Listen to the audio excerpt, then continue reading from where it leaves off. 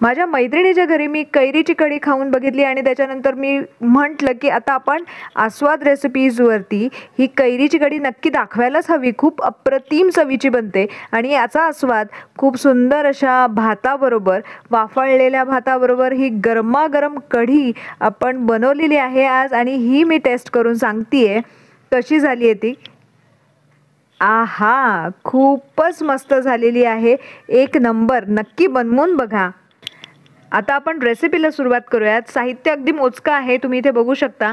इथे आपण ओलं खोबऱ्याचा वापर करणार आहोत. त्याचे मी असे बारीक बारीक तुकडे करून घेतलेले आहेत. तोतापुरी कैरी घेतलेली आहे, एक कांदा, हिरवी मिरची, लसूण आणि आलंही घेतलेलं आहे. हे सर्व जे साहित्य आहे ते आपण मिक्सरला बारीक करून घेणार आहोत. तुम्ही माझ्या चॅनलवरती नवीन असाल, सर्वात पहिल्यांदाच व्हिडिओ बघताय तर जरूर लाईक करा, शेअर करा आणि सबस्क्राईब केलं नसेल तर जरूर सबस्क्राईब करा. सर्व साहित्य जे आहे ते मिक्सरच्या भांड्यामध्ये घेतल्यानंतर थोडंसं पाणी घालून आपण याची बारीक पेस्ट तयार करून घेणार आहोत. तुम्ही इथे बघू शकता मस्त वाटण तयार झालेले आहे. आता आपण फोडणी करणार आहोत. फोडणीसाठी मी गॅसवरती कढई ठेवलेली आहे. कोणतीही कढी करताना त्याची फोडणी आपल्याला तुपामध्ये करायची आहे, त्यामुळे मी इथे मोठा चमचा तूप घातलेला आहे. तूप गरम झाल्यानंतर त्यामध्ये आपण मोहरी, जिरं आणि क्रमाने आपल्याला हिंग आणि हळदही घालून घ्यायची आहे. हिंग घालून घेतलेला आहे आणि हळद घालून घेतलेली आहे.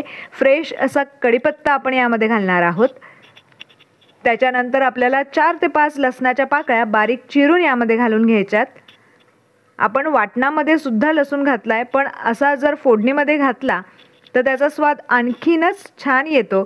त्यामुळे मी इथे 3 ते 4 पाकळ्या अशा बारीक कट करून यामध्ये घातलेल्या आहेत. थोडीशी कोथिंबीरही घालून घेऊयात. सर्व जे फोडणीचं साहित्य आहे ते 1 मिनिटभर आपण परतून घेणार आहोत. गॅसची फ्लेम लोच ठेवायची आहे आणि वाटलेलं जे वाटण आहे ते यामध्ये घालून घेऊयात. हे प्रमाण जे आहे साधारण 6 जणांना पुरेल इतकं आहे. सर्व वाटण आपण यामध्ये घालून ठेवूयात. वाटण जर तुम्ही करून फ्रीजमध्ये किंवा फ्रीझरमध्ये ठेवलं तर 3 ते 4 दिवस सहज टिकतं. पण त्यावेळेस त्याच्यामध्ये कांदा घालू नका. जेव्हा तुम्ही ती कढी करणार आहात तेव्हा तुम्ही कांदा वाटून त्यामध्ये घालू शकता. आता 1 ते 2 मिनटं आपण छान मिक्स करून घेऊयात. अगदी सोपी पद्धत आहे, तुम्हाला नक्की आवडेल. एकदा तरी करून बघा आणि गॅरंटी आहे सगळ्यांनाच फार आवडेल. यामध्ये थोडंसं आपण धना पावडर घालून घेणार आहोत. त्याच्यानंतर हवे तेवढं आपल्याला पाणी घालायचं. आता कढी आपल्याला पातळसर हवी आहे.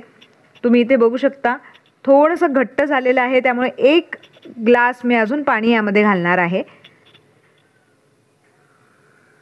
आणि त्याच्यानंतर आपल्याला यामध्ये मीठ घालून घ्यायचं आहे. पातळ व्यवस्थित झालेलं आहे. तुम्हाला अजून पातळ हवं असेल तर तुम्ही थोडंसं अजून पाणी घालू शकता. चवीनुसार मीठ घालून घेऊयात. आणि कैरी आंबट आहे त्यामुळे आपल्याला आंबट गोड असं कैरीचं टेस्ट पाहिजे, त्यामुळे आपण इथे गूळ घालणार आहोत. 1 चमचाभर गूळ घातल्यानंतर आपण याला खळाखळ उकळी येऊन देणार आहोत. इथे गॅसची फ्लेम तुम्ही मीडियम केली तरीही चालेल. आणि 1 उकळी आल्यानंतर आपली ही कैरीची कढी जी आहे ती तयार असेल. खूप सुंदर सुगंध सुटलाय. आता आपण ही कैरीची कढी गरमागरम भाताबरोबर सर्व करणार आहोत. इथे मी भाताची मूद केलेली आहे. आता हा जो सुगंध आहे तो पूर्ण किचनमध्ये दरवळतोय. खूप मस्त झालेली आहे. अप्रतिम चवीची ही कैरीची कढी मस्त दिसते आणि छान टेस्टला झालेली आहे. Thank you for watching my video. परत एकदा भेटूयात असेच एक छान मस्त रेसिपी घेऊन.